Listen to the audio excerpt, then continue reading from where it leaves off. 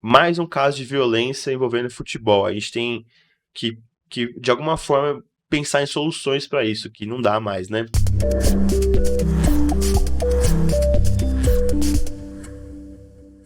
O que aconteceu? Torcedores do Flamengo e Olímpia brigam em Copacabana. Talvez vocês devem ter visto já, mas cenas lamentáveis. Integrantes de uma organizada do Flamengo e torcedores do Olímpia do Paraguai promoveram uma pancadaria em um quiosque na orla do bairro de Copacabana, na zona sul do Rio de Janeiro, na noite da última quarta-feira, ontem, né? De acordo com a PM, não houve prisões. Isso aconteceu porque vai ter o jogo do Olímpia e Fluminense, né? Fluminense e Olímpia. Então os torcedores do Olímpia estão aqui no Brasil, no Rio de Janeiro, e aí, né, tem a questão ali com o próprio Flamengo por conta da eliminação, e rolou uma treta aí. A gente vai dar uma olhadinha nessa treta.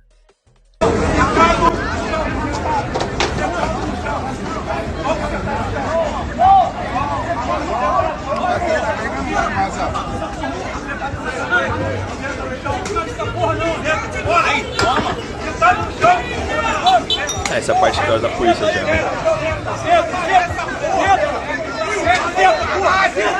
Os caras chegam.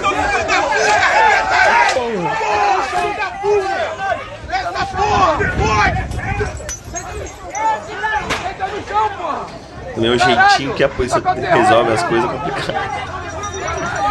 Deu-lhe a paulada e é isso, velho.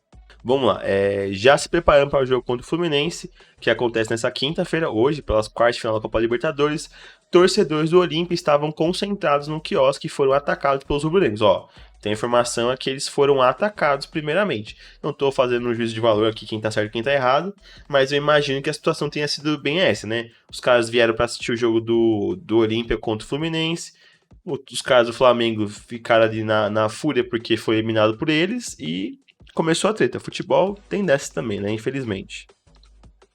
Beleza. Os paraguaios reagiram e houve um quebra-quebra, com os envolvidos utilizando mesas, cadeiras, copos e garrafas do quiosque. O vídeo que eu vi foi esse, inclusive. Os caras atacando tudo, assim, velho. No vídeo das redes sociais, um policial aparece apontando uma arma para o rosto de um dos paraguaios. Ele também sofre agressões com um pedaço de madeira. Deu uma cacetada no cara ali. O Olímpia eliminou o Flamengo nas oitavas de final da Libertadores. A tensão entre as duas torcidas acontece desde a eliminação pro Flamengo, do Flamengo para os paraguaios nas oitavas de final da Libertadores desse ano, né? Na derrota do rubro-negro por 3-1, houve registro de confusões e agressões entre os adeptos dos dois clubes, né? Aí vamos ver a nota oficial da polícia. A assessoria de imprensa da Secretaria do Estado da Polícia Militar informa que, na noite desta quarta-feira, 23/8, ontem, policiais militares do 19º Batalhão de Polícia Militar foram à Avenida Atlântica, onde ocorreu uma briga. No local, a equipe conteve a confusão, não houve registro de prisão ou apreensão. Informamos ainda que a Corregedoria Geral da Polícia Militar instaurou um procedimento apuratório para averiguar a conduta dos policiais militares envolvidos nesse episódio. No episódio relatado. Tem que averiguar mesmo, porque a gente tem que parar com esse papinho aí. Ai, quer que peça por favor? Mano, qual que é o protocolo? O protocolo é dar madeirada nas pessoas? Imagino que não seja esse, né?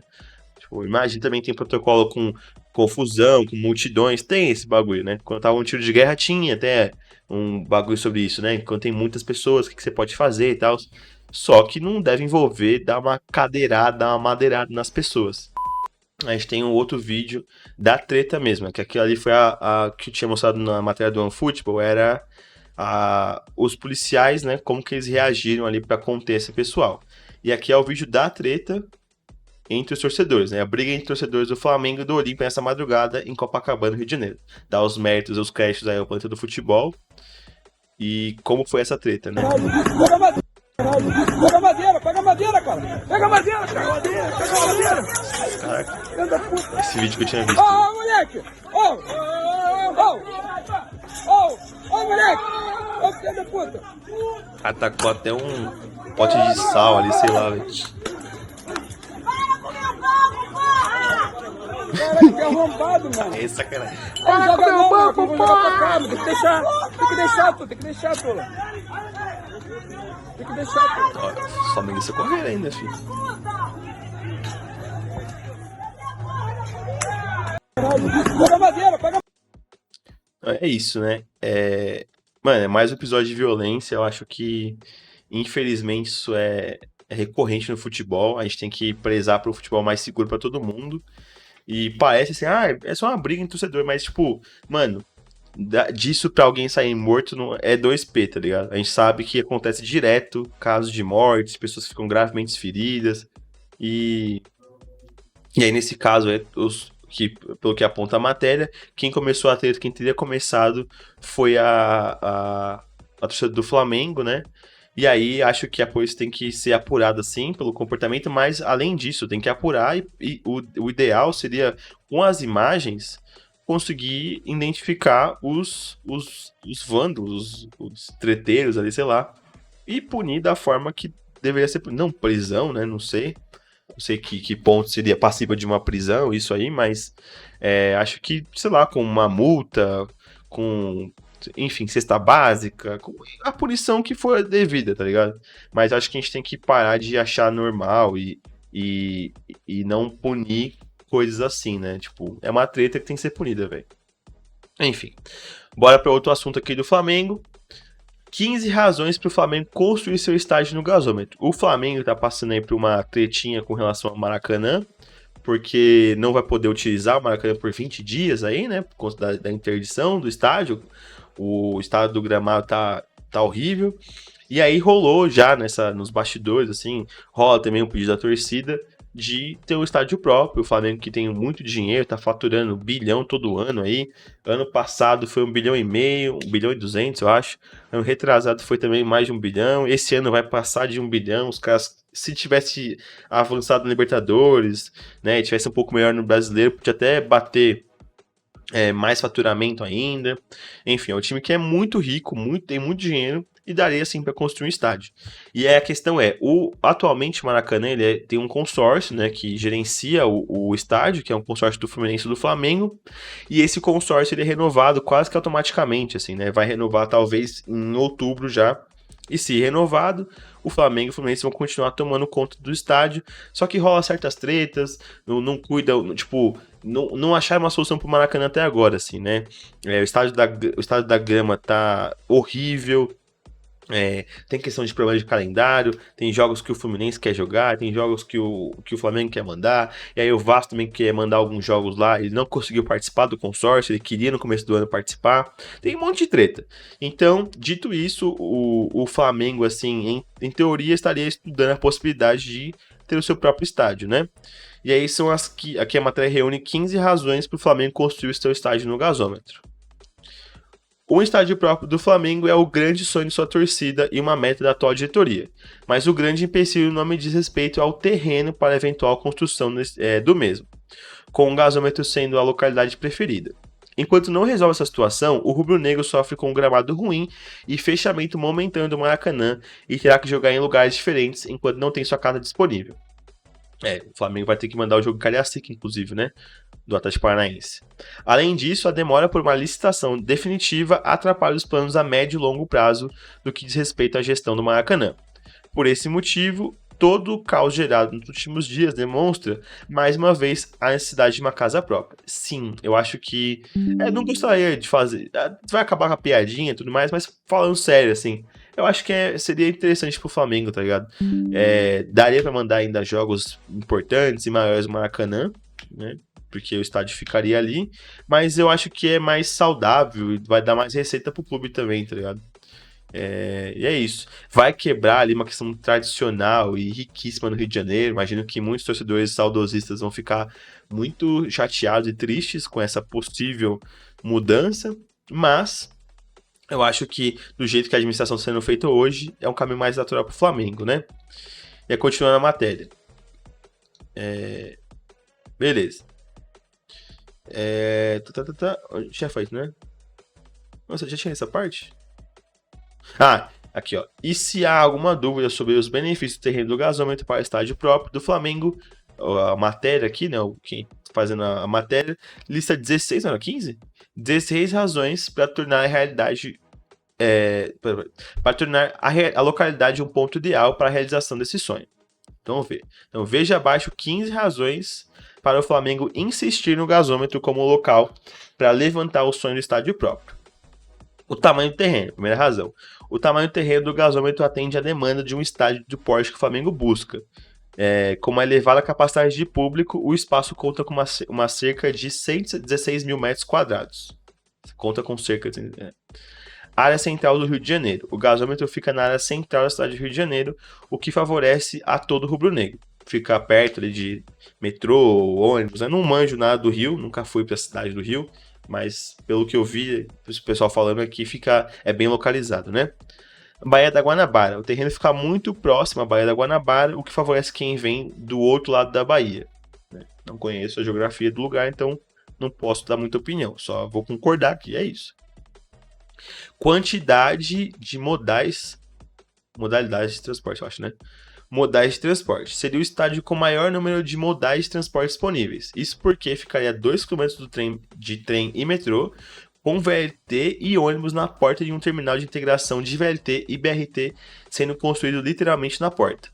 Próximo ao Maracanã. O eventual estádio do Flamengo no gasômetro ficaria muito próximo ao Maracanã, ou seja, não impactaria tanto a rotina do torcedor acostumado a frequentar o estádio há décadas. Sim, isso se é perto do Maracanã, bom ponto, sim.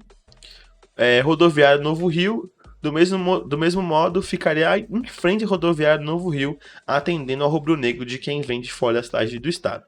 VLT. O terreno fica no percurso do VLT que passa pelo aeroporto Santos Dumont, favorecendo torcedores off-Rio, que vêm ver o Flamengo ocasionalmente no Rio de Janeiro. Grandes vias expressas do Rio. Um estádio próprio do Flamengo no gasômetro ficaria próximo ao acesso de grandes vias expressas da cidade, como a Avenida Brasil, Linha Vermelha e acesso à ponte do Rio-Niterói. Bairro remodelado. Oficialmente o gasômetro fica em Santo Cristo, né? Mas a região é um entroncamento de bairros, Caju, São Cristóvão, Santo Cristo e Cidade Nova. Nesse sentido, uma parte da região referente ao Porto Maravilha está sendo remodelada para se tornar uma extensão do centro-sul da cidade, que vai se valorizar muito nas próximas décadas e trazer oportunidades ao estádio. Ok, né? Tá falando. O estádio do Flamengo seria a cereja do bolo. Nesse sentido, o bairro já conta com a Orla Conde, seus galpões, grafite, museus da manhã e a arte do Rio. Além disso, tem a cidade do samba, Aquarrio, Roda Gigante. Ou seja, fecharia com chave de ouro o trajeto da região com um estádio icônico que adicionaria muito à identidade que busca o local como polo turístico. Acelerar obras importantes de transporte. Isso é um ponto que é verdade, né? Geralmente, com uma construção gigantesca assim, de um estádio, você vai ter construções adicionais que vão acontecer na região, né? Mais hospitais podem surgir, mais questão de obra com relação ao transporte também, para facilitar o acesso. Então, acho que isso é um ponto bem interessante também. A construção do estádio do Flamengo pode acelerar a expansão do VLT do Rio de Janeiro e também do Metrô Rio, que novamente estão em projeto após o novo PEC, né? Programa de Aceleração e Crescimento. Ele tá colocando 15 pontos, mas dos 15 tem uns 3, 4 que é repetido já, né? Mas tudo bem. Impulsiona a economia local. Do mesmo modo, o estádio de grande porte seria um imã para a oportunidade de parcerias comerciais, patrocínios e investimentos, beneficiando tanto o clube de futebol quanto a economia local, gerando, por exemplo, empregos diretos e indiretos em várias áreas, como construção civil, serviço de hospedagem, alimentação e turismo. Isso realmente acontece, então tem um ponto aqui. Visibilidade que favorece venda de naming rights. Isso também é um ponto. O Corinthians, por exemplo, só conseguiu ficar aliviado ali do estádio quando vendeu naming rights. Então, o Flamengo está com mais estrutura e tem muito mais organização financeira, né? Então, possivelmente, o Flamengo aí conseguiria vender o naming rights muito mais rápido, né? Talvez venderia naming rights antes mesmo de acabar a construção do estádio, né? Bom, visibilidade que favorece venda de naming rights. Seria possível ver o estádio do Flamengo na chegada do Rio de Janeiro por navio, avião ou automóveis. Cacete, que região favorecida, hein?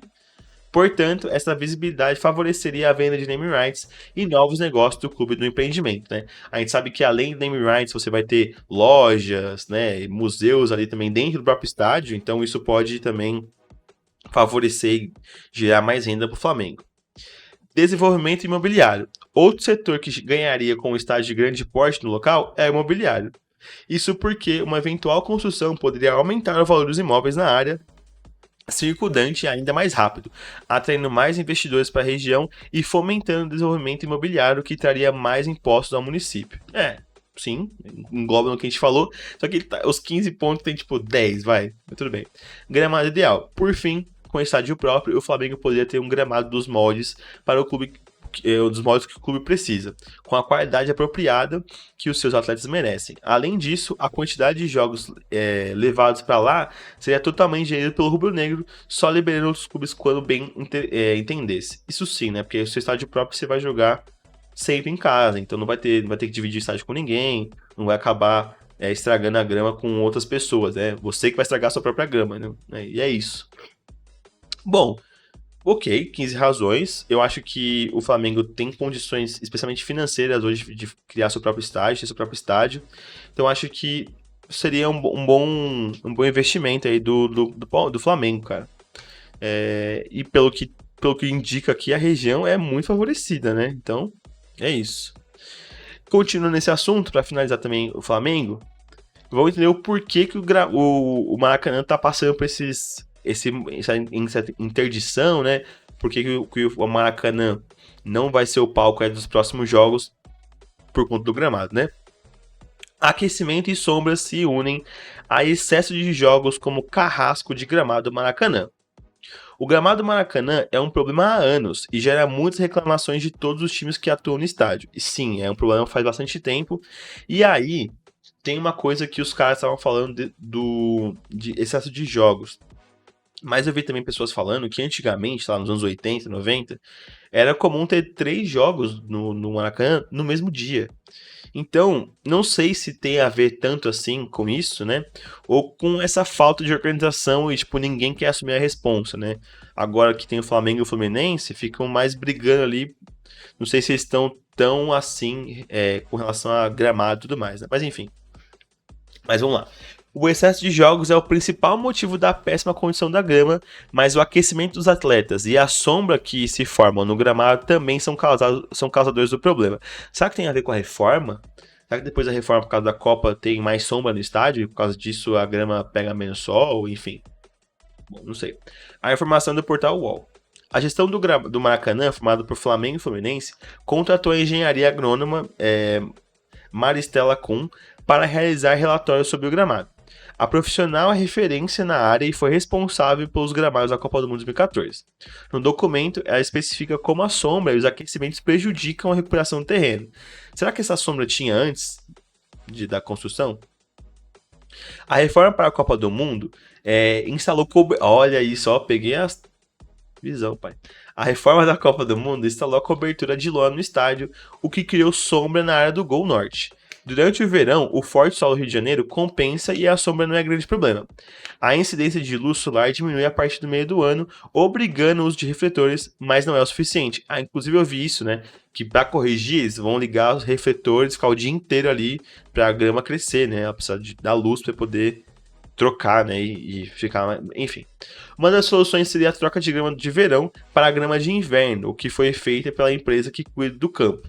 Entretanto, o rio permanece com temperaturas elevadas nessa época do ano e o gramado passa a definhar próximo ao mês de setembro, o período que estamos. Então, por exemplo, eu sei que na Neoquímica Arena é grama de inverno, né? Para poder ter uma durabilidade maior. Só que hoje também o Corinthians passou por algumas mudanças e hoje o gramado do Corinthians tem uma porcentagem de sintético, né? Não é uma porcentagem tão assim significativa.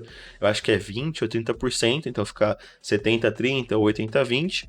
Mas tem ali um pouco de grama sintética também. E a diferença é que São Paulo faz bem menos calor que o Rio de Janeiro, né? Então dá para pensar ali, ainda mais nos Alpes de Itaquera, que venta muito, que é uma região um pouco gelada, inclusive, daria para usar uma grama de inverno, caso que no Rio de Janeiro não dá, né? No Maracanã já não daria, por causa disso, né? Cadê? Tá. O relatório também aponta que o aquecimento dos atletas, que é realizado no gramado...